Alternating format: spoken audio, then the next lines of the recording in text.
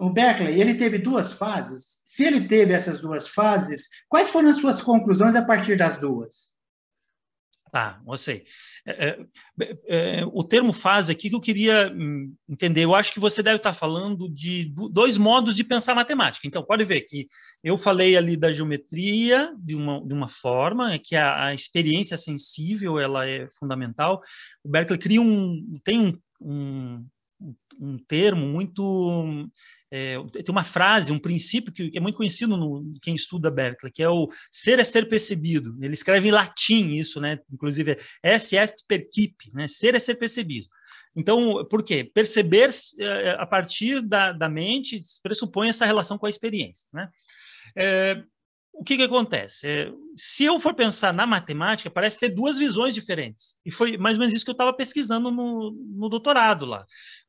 Primeiro, o critério de inteligibilidade dos objetos na geometria, ela depende de ser sensível, ter uma relação com a experiência. Então, todo objeto da geometria que não tem uma relação, ela não é inteligível. Então, o conceito de infinitamente pequeno ou de infinita divisibilidade entra nisso. O Berkeley recusa. Só que na álgebra, na aritmética... É muito simplista falar seria abstrato e concreto? É muito simplista? Talvez, porque a palavra abstrato, o Berkeley recusa uma noção de abstração. É um termo técnico também. Okay. Abstração aqui, ela remete à filosofia do Locke, que, por sua vez, a gente pode voltar até Aristóteles. A abstração seria a seguinte ideia, que da experiência a mente começa a trabalhar, limpar algumas coisas e criar uma ideia que já não é mais aquilo que veio da experiência. Então, por exemplo, a noção de... O Locke usa os termos universais. Então, quando eu falo o homem, né? A palavra homem, ou ser humano, né? Melhor humano, né? Falo humano, quando eu uso essa palavra, o Locke perguntava assim, mas como é que eu uso ela no sentido universal? Porque tem uma ideia abstrata por trás. Essa ideia abstrata não é nem eu e nem você, mas pela minha mente, a mente ela criou a partir de nós dois uma operação que chegou em uma noção de ser humano, que é uma ideia abstrata, que não depende nem de mim nem de você. Essa noção de ideia abstrata, o Berkeley vai recusar, essa noção de abstração. Ou seja, o Berkeley, tudo tem que ser concreto, tem que ser percebido pela experiência, de alguma forma.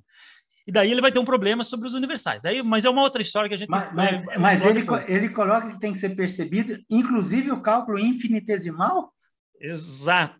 Então, pera. Nesse sentido. Estão começando a entender. Não, deixa eu fechar primeiro essas duas fases ali, a pergunta. Calma lá, já entramos. Tá bom.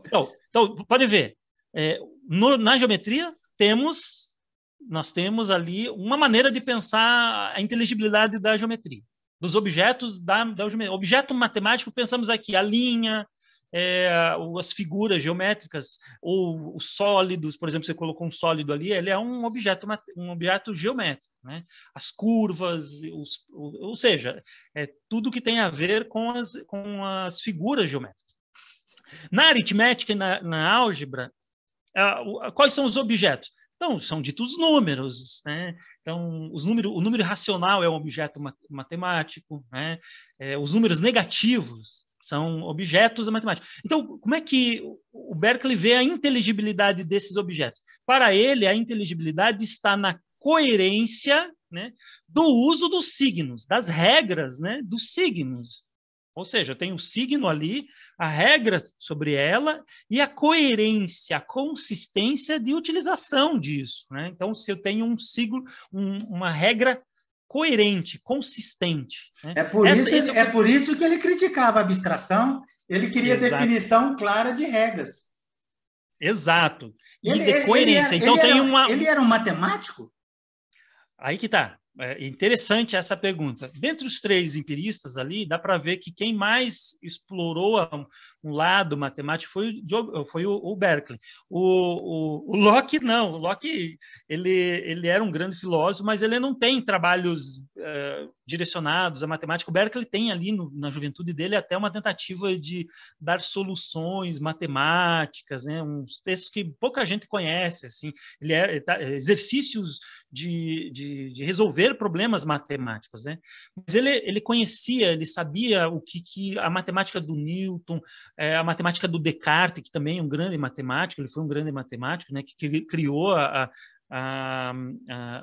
análise, né, a geometria analítica, né, hoje nós chamamos de geometria analítica, né, o Berkeley ele está nessa linha, ele é um cara que sabia muito a matemática, né?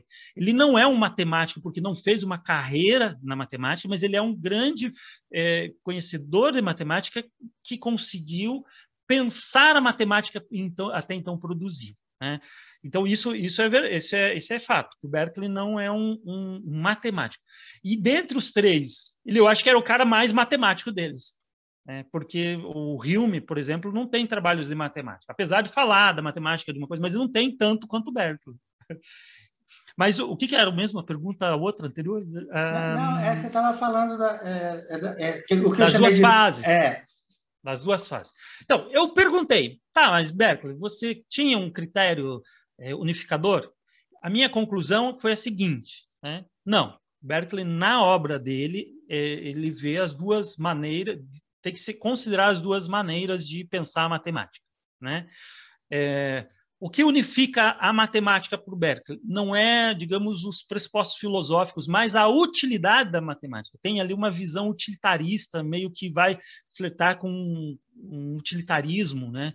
O Berkeley ele concebe a seguinte ideia, que as duas maneiras de pensar matemática elas têm que nos ajudar a viver melhor. Então, a matemática não tem que ficar criando coisas, né, que não seja para a gente melhorar a nossa vida cotidiana, né?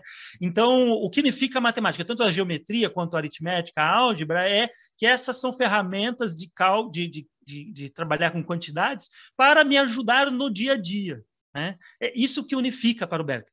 Não são os pressupostos filosóficos, né? Então, essa ideia, os pressupostos filosóficos levam a pensar a matemática de modo dual. Por outro lado, eu me perguntaria, mas se o Berkeley tivesse criado uma tentativa mesmo de unificar, ele teria condições de fazer isso? Teria, e hoje a filosofia da matemática mais contemporânea, ela unifica no que está mais ligado à álgebra e aritmética do que o que está na geometria, né? Hoje, diríamos que se o Berkeley quisesse ter unificado, se ele voltasse para formalização, como aparece na álgebra, na aritmética, ele teria unificado ele teria transformado a geometria numa formalização também. Ele teria as condições de ter formalizado a geometria. Ou seja, ele poderia ter unificado se ele fosse numa vertente hoje que nós chamamos na filosofia da matemática de formalismo matemático, né? Então, mas esse formalismo se torna mais evidente só no final do século XIX, início do século XX, né? Onde aparecem alguns filósofos que mostram a possibilidade de formalizar, né, a geometria. Okay. E isso que o Berkeley fez na álgebra e na aritmética. Ele poderia ter feito, né? Não fez porque eu acho que tem outros pressupostos que o impediram.